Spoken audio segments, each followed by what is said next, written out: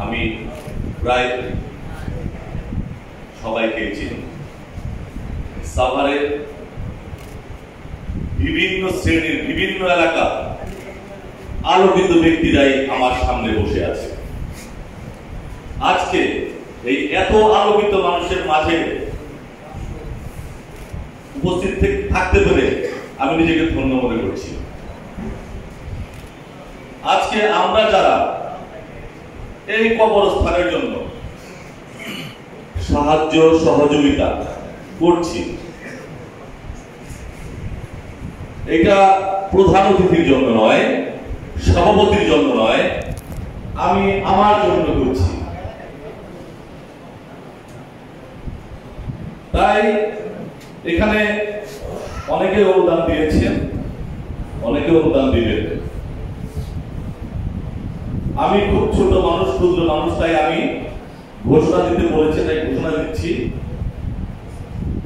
আমি আজকে 9,99,900 টাকা অনুদান দিয়ে যাব। এটাই শেষ নয়, চলমান থাকবে। তবে আমার একটা অনুরোধ,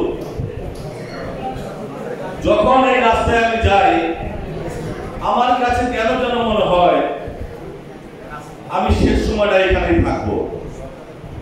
অথচ আমি কিন্তু 3 নম্বর ওয়ার্ডে কিছুদিন আগে আমরা একটা কবরস্থান করেছি, প্রায় 2 কোটি টাকা ব্যয় করে জমিটা কিনে। আমাদের 3 নম্বর ওয়ার্ডে কোনো কবরস্থান ছিল না, সেটা আমরা নিজেদের টাকায় করেছি। কিন্তু বিশ্বাস করেন, ওটার জন্য আমার এত মহব্বত লাগে না।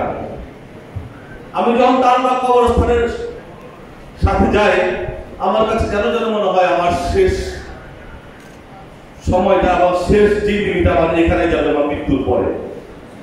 আমার খুব ভালো লাগে তাওবা কবরস্থান।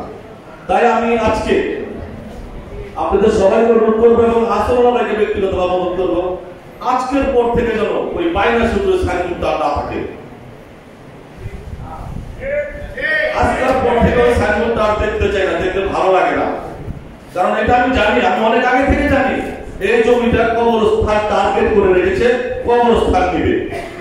যেহেতু আসলা ভাই অনেক বড় মনের পরিচয় দিয়েছে জমিটা কবরস্থানে দিয়ে, তাই আমি বিরোধ করবো আজকে যেন সাইনবোর্ডটা চলে যায় এবং সেখানে বায়না সূত্রে কবরস্থানের এই জমির মালিক সাভার তাওবা কবরস্থান।